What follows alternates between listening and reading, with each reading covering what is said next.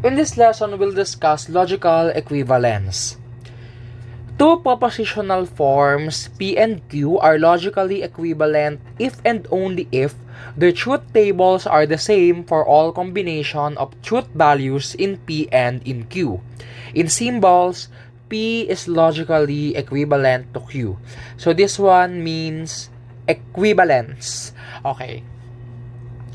From the previous lecture, a conditional statement is logically equivalent to its contrapositive. In symbols, if P then Q is logically equivalent to not Q implies not P. For example, let P be the proposition, the opportunity is really for me. And then Q, we have my heart is at peace. Joining them together as a conditional statement, if the opportunity is really for me, then my heart is at peace. It is the same way of saying that if my heart is not at peace, then the opportunity is not really for me. So, di ba, parehas lang ng sinasabi? It is because the implication is logically equivalent to its contrapositive.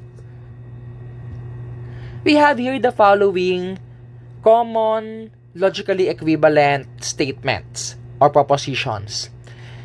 Let P, Q, and R be arbitrary propositions. First, we have the double negation law. The negation of P is logically equivalent to P. Kumbaga, magka-cancel yung negation symbols. Second, the commutative laws. P and Q is logically equivalent to Q and P. So, what does it mean? The order doesn't matter. Next, P or Q.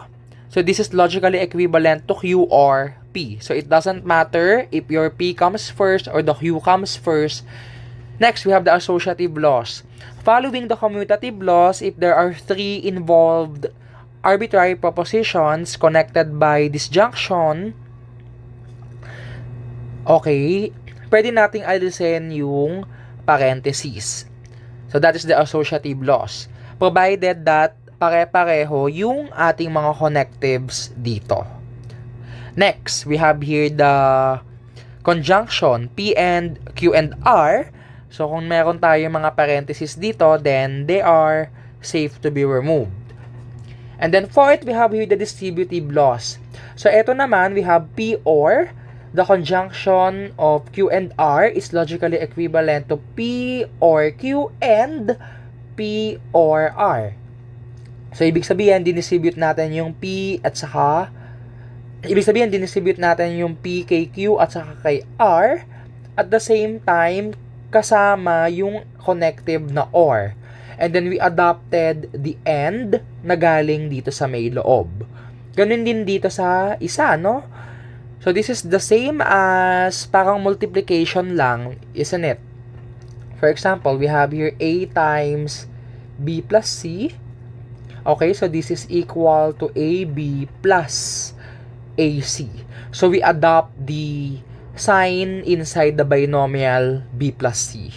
Okay, at the same time, we perform the multiplication here. Okay. And finally, we have here the De Morgan's law. The negation of a disjunction is logically equivalent to not P and not Q. So, meaning to say, if we negate a conjunction, itong pangalawa, okay, what are we going to do? We are going to distribute the negation symbol.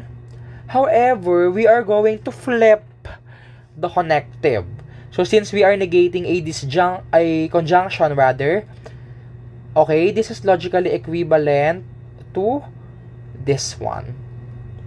Babaliktarin natin. Okay, these are the following examples of common logically equivalent propositions, compound propositions. This is the truth table of an implication and its contrapositive. So again, this is the implication. It is only false when you have a true premise and false conclusion. Kumbaga tama na yung premise mo, sumablay ka pa sa conclusion. And then for the contrapositive, we have here not Q implies not P. So you can see that they have the same truth value for the same combinations of P and Q. So they are logically equivalent. Next, this is the truth table of an implication and its converse. So as you can see, the implication P implies Q, and then yung converse Q implies P. You will see here that they are not the same for these combinations. Okay, ayan o, hindi sila pareho. So meaning to say, the converse of an implication is not logically equivalent to the original statement. So example, halimbawa, if he loves me, then he'll make an effort. So yung converse nito, if he makes an effort,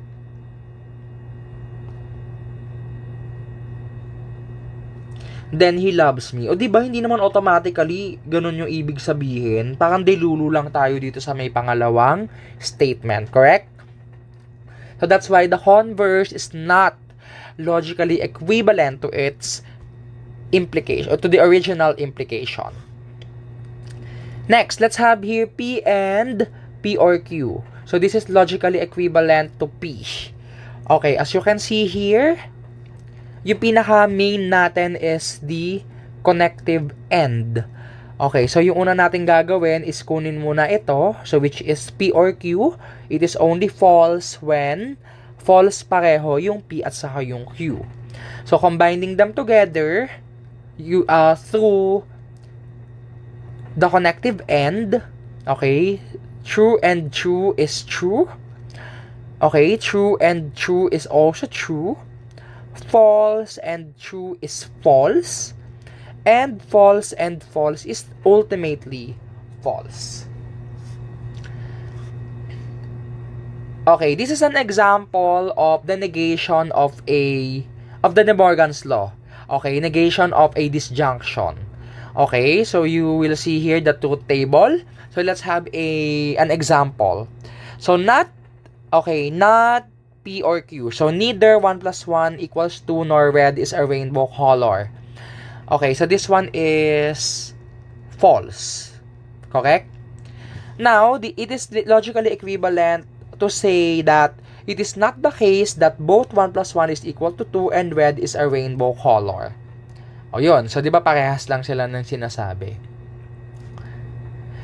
These are the other useful equivalent logical forms. Okay, first, the contrapositive. Second is the implication. The implication P implies Q is logically equivalent to not P or Q. And then the third one, the negation of an implication. It is logically equivalent to P and not Q. And then fourth, we have the biconditional statement. The biconditional, pag sinabi mong bi, dalawa, no? So, two ways.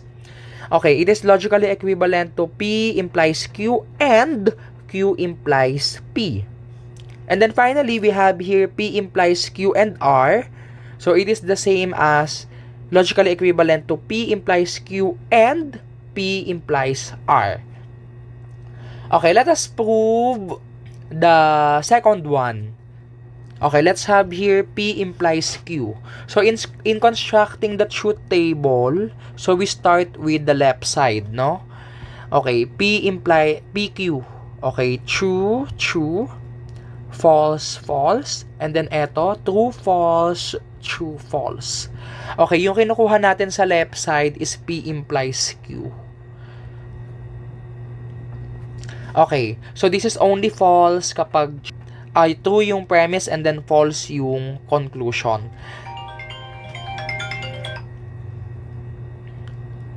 Okay, the other one dito, so we have here not P. Okay. So si not P, the negation of P, so we have false, false, true, true. Okay, and then we have here not P, yun na yung susunod. Not P or Q. So titingin ka kay not P and then kay Q. Okay, so true or false is true.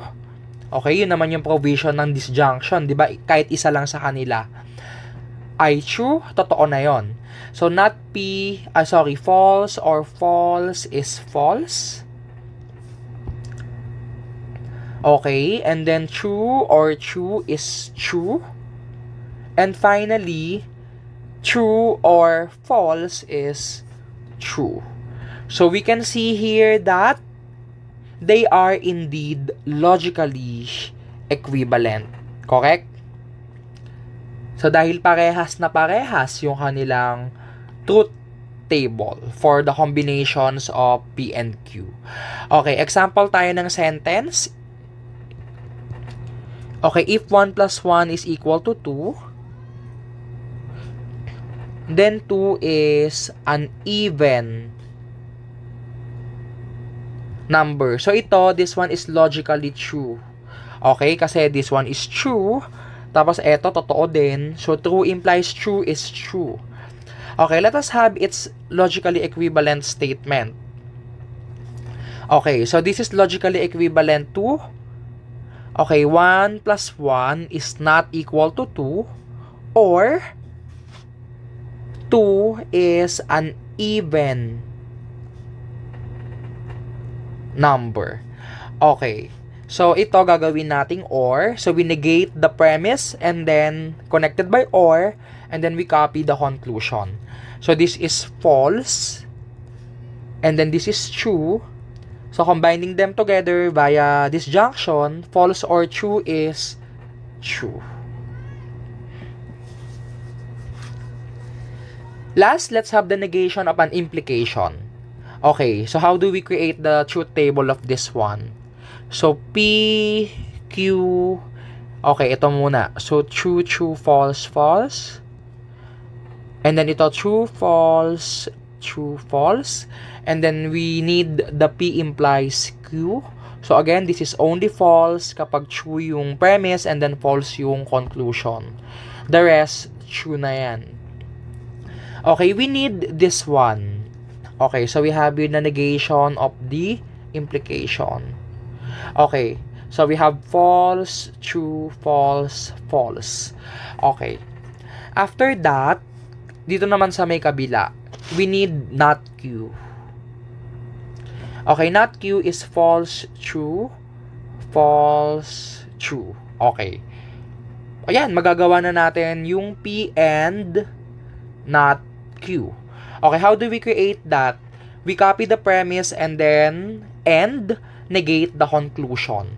Okay, so saan tayo titingin? P and not Q. So true and false is false. Next, true and true. True. Okay, false and false is false. And finally, false and true, false. Okay, we can see here that they are logically equivalent. Okay, example tayo ng sentence. Okay, it is not the case that if 1 plus 1 is equal to 2, then 2 is even. Okay, this is false. Okay? So, yung logically equivalent dito is, okay, 1 plus 1 is equal to 2. You copy the premise, and then, we negate the conclusion. 2 is odd. Okay, so this one is tragically false. Okay? So that is this one is a useful technique in our next lesson. Okay, the negation of a conditional statement.